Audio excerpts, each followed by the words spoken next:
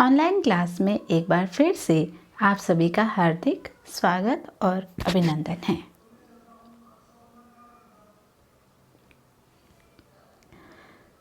हम लोग cell biology और जेनेटिक्स वाला पेपर पढ़ रहे हैं। हमने पिछली कक्षाओं में सेल डिवीज़न के बारे में पढ़ा। हमने सेल साइकिल, माइटोसिस और मियोसिस के दौरान होने वाली महत्वपूर्ण घटनाएं, खासकर मियोसिस के दौरान बनने वाले synaptonemal complex, crossing over, genetic recombination जैसे महत्वपूर्ण टॉपिकों का डिस्कशन किया था। आज हम अपनी इस क्लास में structure and function of cell wall पढ़ेंगे। हम सब लोग जानते हैं कि सेल वॉल पादपों का एक प्रमुख कैरेक्टरिस्टिक फीचर है। अगर हम किसी पादप कोशिका की बात करेंगे तो पादप कोशिका का जो महत्वपूर्ण कैरेक्टरिस्टिक फीचर है वो है प्रेजेंस ऑफ सेल वॉल। कोशिका भित्ति की उपस्थिति पादप कोशिकाओं का एक प्रमुख लक्षण है। क्या होती है कोशिका भित्ति? What is cell wall? कोशिका भित्ति एक रिग्ड लेयर है जो पॉलीसेकेराइड से बनी हुई होती है और प्लाज्मा मेम्ब्रेन के चारों ओर उपस्थित होती है, जो पादप कोशिका को मैकेनिकल स्ट्रेंथ प्रदान करती है। यांत्रिक शक्ति जो मजबूती पादप कोशिका को प्रदान होती है, उस मजबूती को प्रदान करने में कोशिका भित्ति का महत्वपूर्ण योगदान है। ये कोशिका कला के बाहर उपस्थित निर्जीव कठोर बाहरी आवरण है जिसे हम सेल वॉल कहते हैं। ये पादप कोशिकाओं का प्रमुख लक्षण है। कोशिका भित्ति की उपस्थिति सबसे पहले रॉबर्ट हुक नामक वैज्ञानिक ने 1965 में कॉरक कोशिकाओं में देखी थी। यानी कोशिका भित्ति की जो प्रेजेंस है वो रॉबर्ट हुक नामक वैज्ञानिक द्वारा कॉरक कोशिकाओं में देखी गई थी। कोशिका भित्ति जंतु कोशिकाओं में नहीं पाई जाती है। ये माइक्रोफिब्रिल से बनती है। क्या है इसको हम आगे डिस्कस करेंगे, माइक्रोफिब्रिल को।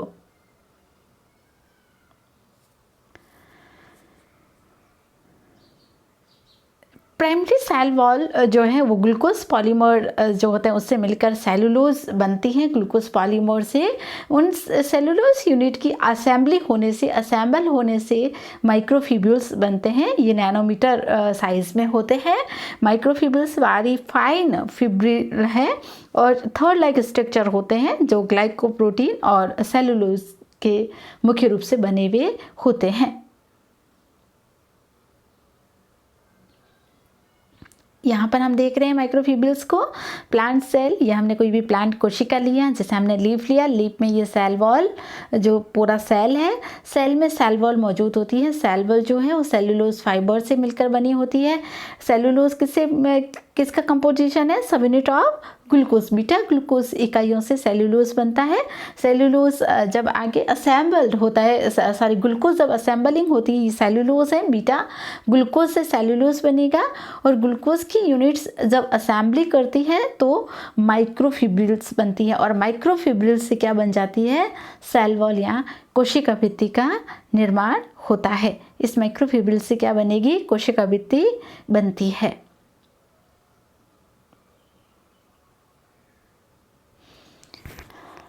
सेल वॉल किस किस से बनी होती है? पादपों के अलावा बैक्टीरिया और आर्किबैक्टीरिया में भी सेल वॉल मौजूद होती है। पादप कोशिकाओं को हम दो बड़े भागों में बांटते हैं, एक लोअर प्लांट्स और एक हायर प्लांट्स। हायर प्लांट्स की हम बात करें तो हायर प्लांट्स में सेल वॉल सेलुलोज, हेमीसेलुलोज और पैक्टिन से बनती है। ये मेन कंपोजिशन है सेल वॉल का हायर प्लांट्स में। अगर हम लोअर प्लांट्स में फंजाई की बात करेंगे, फंजाई आपको मालूम ही है हेटरोट्रॉपिक होती है। ये इसमें क्लोरोफिल का अभाव होता है, लेकिन सेल वॉल की मौजूदगी के कारण इनको लोअर प्लांट्स में रखा गया है।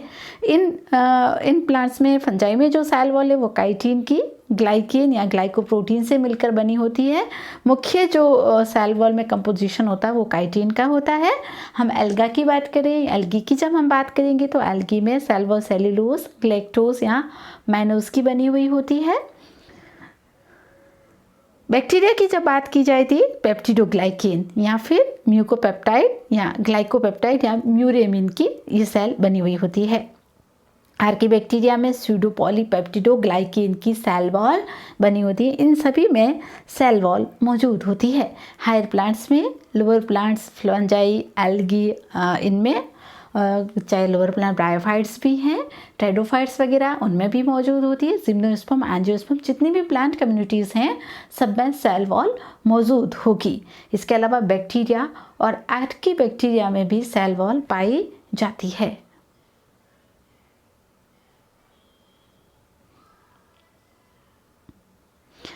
सेल वॉल के स्ट्रक्चर की बात करें तो सेल वॉल प्राथमिक cell wall, secondary cell wall, tertiary और मिडल लैमेला से मिलकर बनी हुई होती है। प्राइमरी सेल वॉल ये सबसे पहले निर्मित होती है। ये मध्य पटलिका के दोनों ओर की कोशिका द्रव्य द्वारा स्रावित महीन, कोमल एवं लचीली सेल वॉल होती है। बहुत पतली लेयर होती है जो मिडल लैमेला के दोनों ओर, मिडल लैमेला जो होती है मध्य पटलिका है उसके दोनों ओर ये मौजूद होती है। यहाँ पर जो सूक्ष्म फाइब्रिल हैं, जो माइक्रोफाइब्रिल, जो हमने पीछे बात की, ग्लूकोज की सब यूनिट जो असेंबल होती है तो माइक्रोफिब्रिल बनाती है। ये जो माइक्रोफिब्रिल जो यहाँ पर बनेंगे, ये माइक्रोफिब्रिल प्राइमरी सेल वॉल में अरेंज्ड सही ढंग से ये अरेंज नहीं होते हैं, लेकिन जैसे जैसे सेल मैच्योर की ओर जाती है, मैच्योरेशन होता है सेल में, परिपक्व जब सेल हो जाती है तो ये धीरे धीरे अपनी लंबाई के अनुसार व्यवस्थित हो जाते हैं।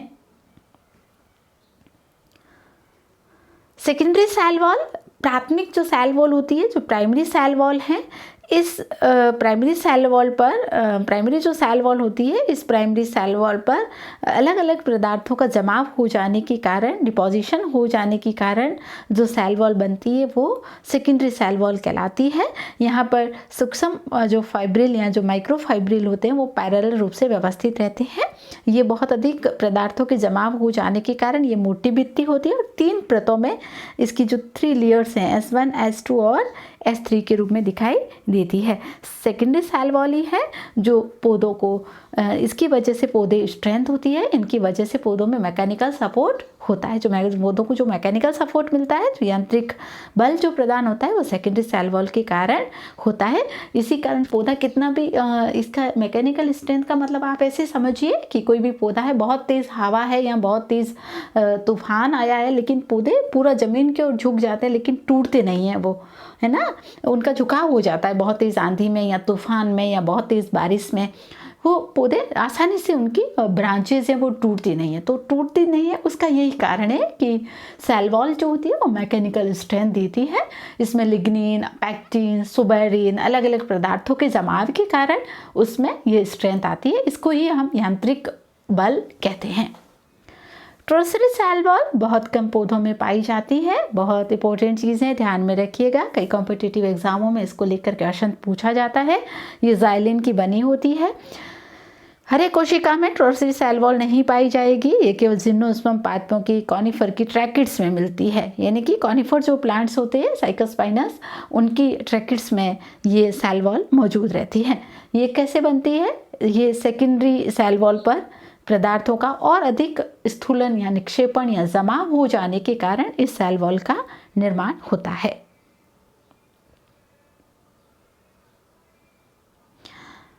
मिडल लैमेला जो होगी वो 2 कोशिकाओं के मध्य 2 सेल होती है, उनके बीच की एक भित्ति, एक पट्टी बनती है, 2 कोशिकाओं को जोड़ने का काम करती है।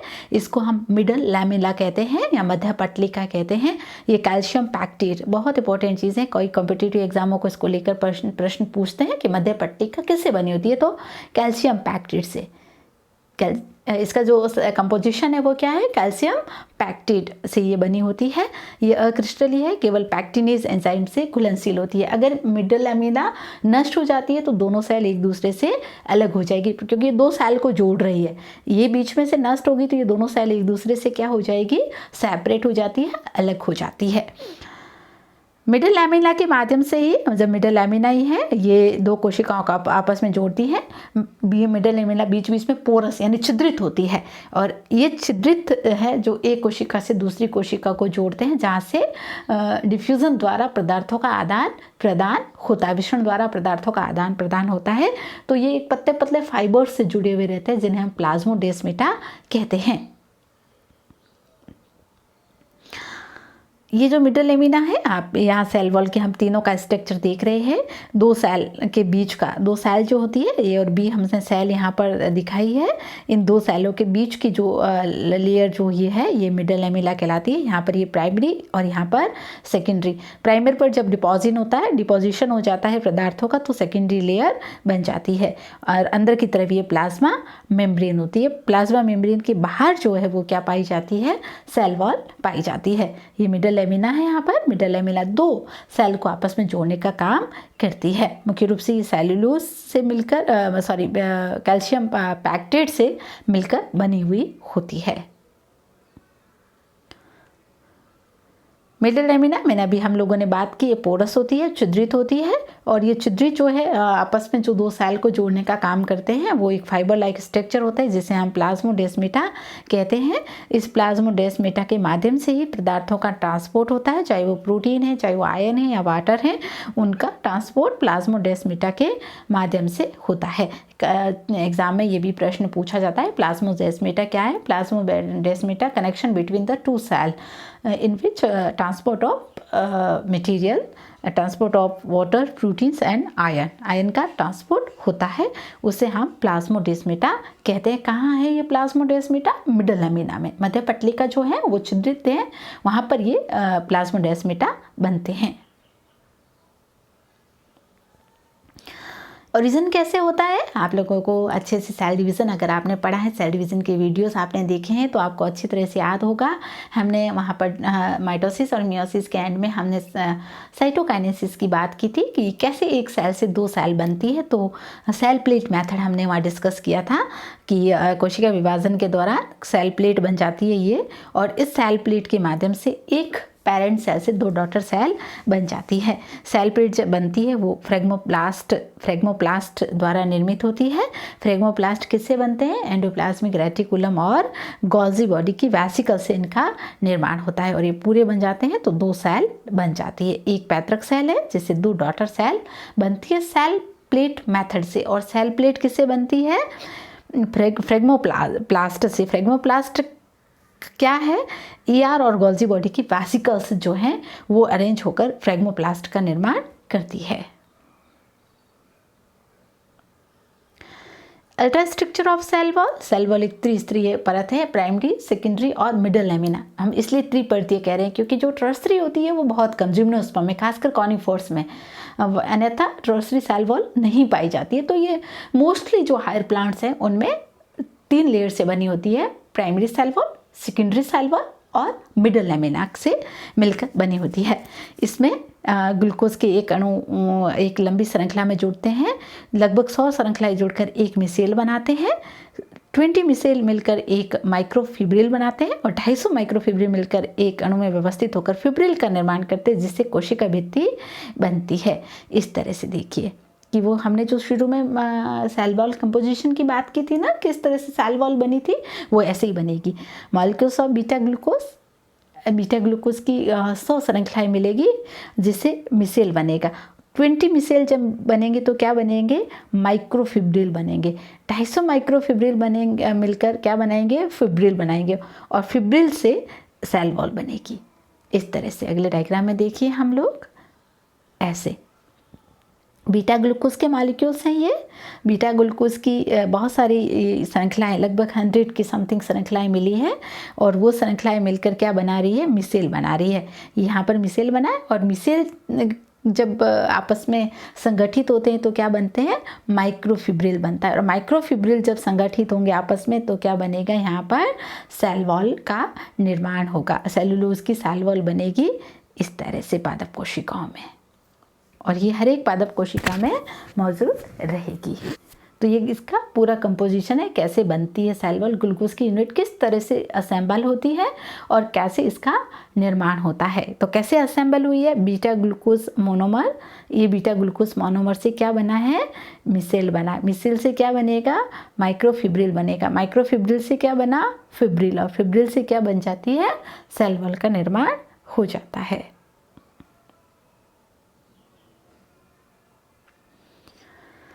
Thickening of cell wall. Cell wall हमेशा एक जैसी नहीं रहती है। कोई भी सेल है वो हमेशा एक बार जब वो सेल बनती है तो वो आगे डेड भी हो जाती है, मृत भी होती है। प्राइमरी सेल से सेकेंडरी बनती है, सेकेंडरी से टर्सरी बनती है। तो ये किस तरह से इन पदार्थों का डिपोजिशन होकर सेल वॉल का निर्माण होता है, उसी की हम यहाँ पर बात करेंगे। ये डिपोजिशन कैसे होता है। सबसे पहले एनुलर यानी वलयाकार, एक वलय में एक छल्लों के रूप में लिग्निन का जमा हो जाता है। आप देख रहे हैं यहाँ पर इस तरह से छल्लों के रूप में क्या बन रहे हैं, लिग्निन यहाँ पर बन रहा है। तो ये जो है एनुलर कहलाता है। ऐसे छल्लों के रूप में लिग्निन का जमाव हो जाता है, इसको हम एनुलर कहते हैं। इसी के कारण सेल वॉल में मैकेनिकल स्ट्रेंथ आती है। इसका एग्जांपल है vessels and tracheids of protoxylem. Vessels and tracheids of protoxylem.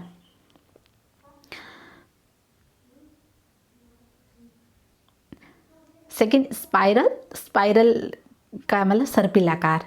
Lignin का जमाव एक सर्पिल पट्टी के रूप में हो जाता है, एक स्पाइरल पट्टी के रूप में हो जाता है। इस तरह से लिग्निन एक स्पाइरल में सेल पर इसका डिपोजिशन हो जाता है, जैसे स्पाइरल कहा जाता है। एग्जाम्पल है vessels and tracheids of protoxylem. Protoxylem की वेसल्स और ट्रैकेट्स, दो तरह की जाइलम हम पढ़ते हैं, प्रोटोजाइलम और मेटाजाइलम। जो पहले जो जाइलम बनता है वो प्रोटोजाइलम है और बाद में जो जाइलम बनेगा उसको हम क्या कहेंगे, मेटाजाइलम कहेंगे। तो ये प्रोटोजाइलम की जो वेसल्स और ट्रैकेट्स होती है उसमें इस तरह का डिपोजिशन पाया जाता है।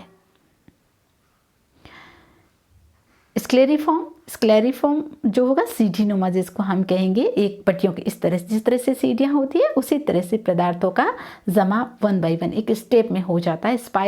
समांतर पट्टियों के रूप में लिग्निन का जमाव सेल पर जो जब सेल वॉल पर होता है तो इसके स्क्लेरिफॉर्म या सीढ़ीनुमा कहा जाता है, जैसा डायग्राम में आप देख रहे हैं।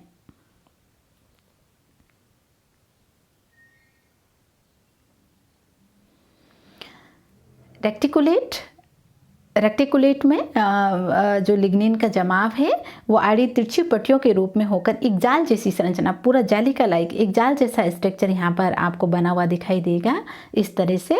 तो इसको हम जालिका रूपी स्थूलन कहते हैं। स्थूलन का मतलब होता है जमा या निक्षेपण होना। तो लिग्निन का जमा हो रहा है, यानी लिग्निन हो सकता है, सुबेरिन हो सकता है, पैक्टिन हो सकता है। अलग अलग पादपों में सेल वॉल पर जो स्थूलन होता है वो अलग अलग तरह से होता है। पिट का मतलब है कि सेल वॉल पर पूरी भित्ति पर पदार्थों का जमाव हो जाता है, लेकिन कुछ ऐसे स्थान रहते हैं जहाँ पर पदार्थों का जमाव नहीं हो पाता है। इन स्थानों को हम पिट या गरत कहते हैं।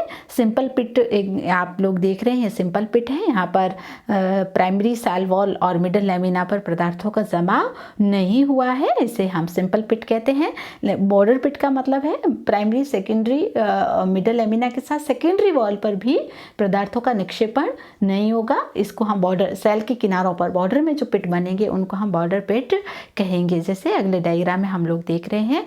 इस तरह से ये जो पिट बन रहे हैं इनको हम बॉर्डर पिट कहते हैं। ये वाले जो पिट है ये बॉर्डर पिट कहलाते हैं, जहाँ पदार्थों का निक्षेपण नहीं हुआ है। दो सेल वॉल को मिलाने वाला जहाँ दो सेल वॉल आपस में कनेक्ट हो रही है वहाँ पर जो पिट मेम्ब्रेन होती है वो थोड़ी फूल जाती है, पदार्थों के जमाव के कारण उसमें थोड़ा फुलाव आ जाता है। इसको हम टॉरस कहते हैं। ये ध्यान में, टॉरस टर्म को ध्यान में रखिएगा।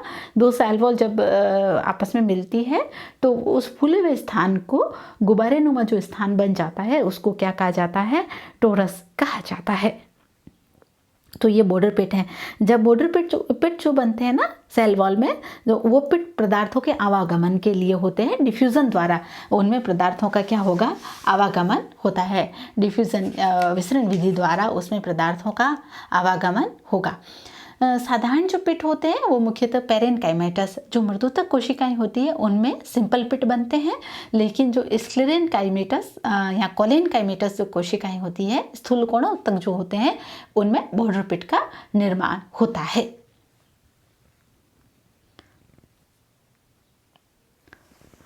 केमिकल कंपोजिशन ऑफ सेल बहुत सारी सेल्स होती हैं जिसमें केमिकली रूप से पदार्थों का जमाव या निक्षेपण हो जाने के कारण उसमें मॉडिफिकेशन हो जाता है। सबसे पहले हम पढ़ रहे हैं वो है लिग्निफिकेशन। नाम से स्पष्ट है, लिग्निफिकेशन यानी डिपोजिशन ऑफ लिग्निन।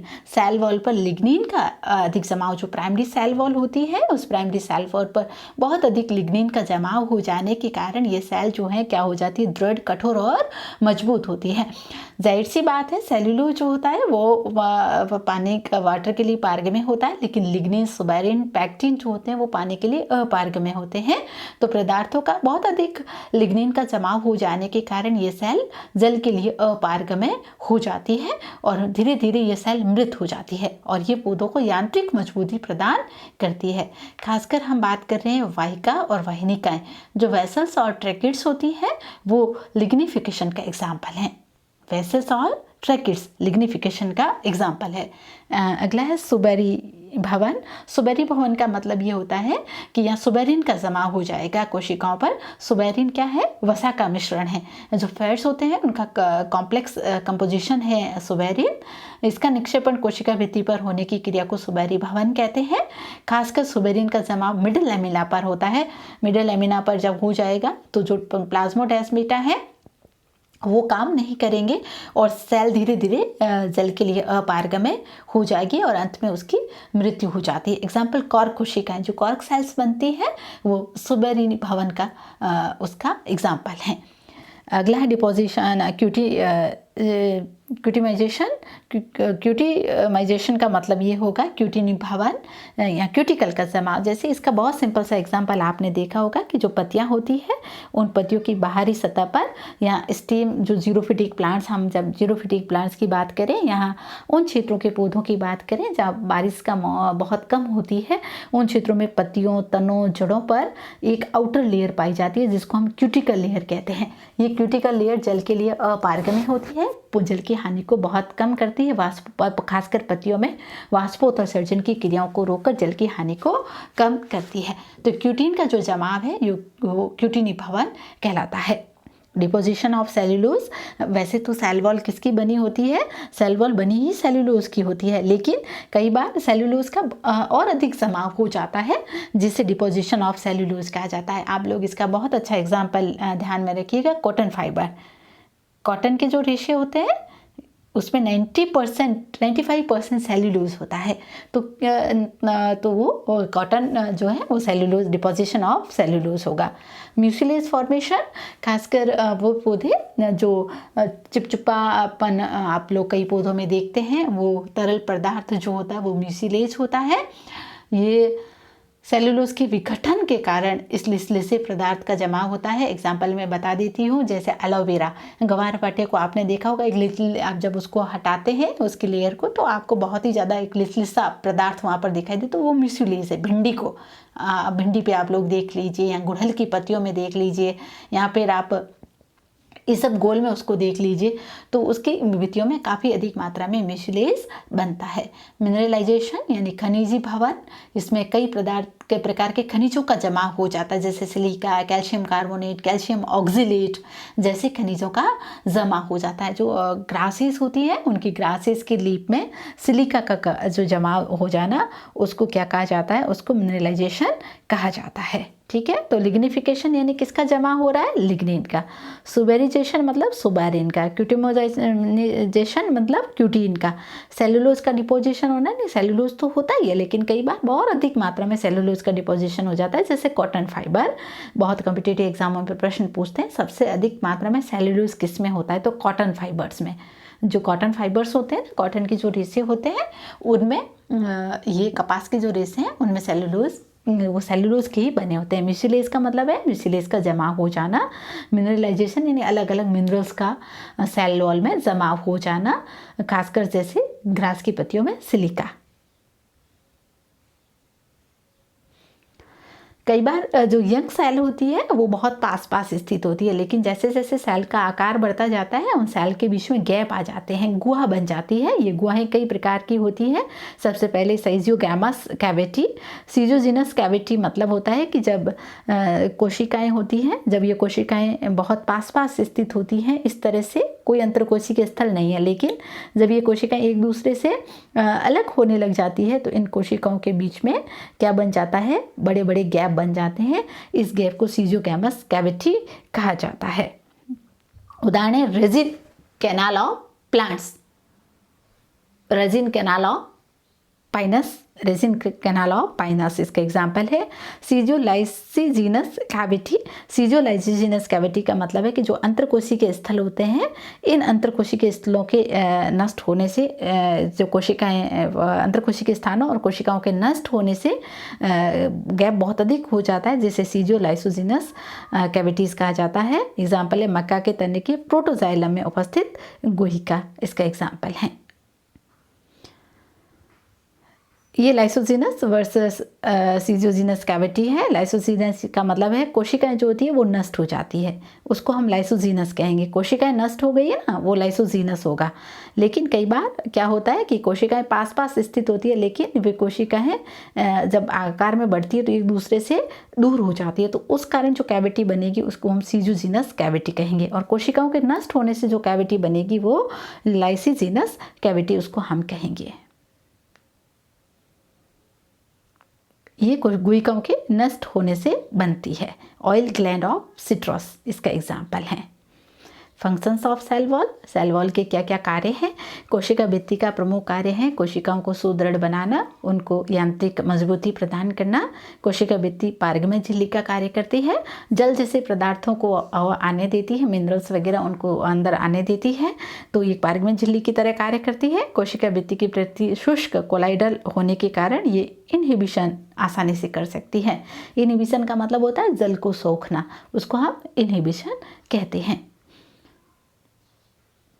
तो ये सेल वॉल जो है उसके क्या क्या फंक्शन है, सेल वॉल का क्या कंपोजिशन है। पौधों में सेल वॉल मौजूद होती है। पौधों के अलावा बैक्टीरिया और आर्की बैक्टीरिया में भी सेल वॉल है, इसका क्या कंपोजिशन है उसके बारे में आप आराम से पढ़िए, समझिए। कई कॉम्पिटिटिव क्वेश्चंस हैं जो पूछे जाते हैं। अगली वीडियो में जब मैं प्लाज्मा मेम्ब्रेन को डिस्कस करूँगी तो हम दोनों के क्वेश्चन को एक साथ पढ़ेंगे वहाँ पर। लेकिन आप लोग अच्छी तरह से सेल वॉल को पढ़ेंगे। जो टॉपिक मैंने शॉर्ट में बताए हैं आप उनको बुक से रीड करिए, क्योंकि इतना डिटेल यहाँ पर थ्योरेटिकल डिटेल लिखने में टाइम वेस्ट करने से मतलब नहीं है। तो मैंने आपको समझा दिया है, आप उनको बुक से रेफ़र करके पढ़ सकते हैं। Thank you.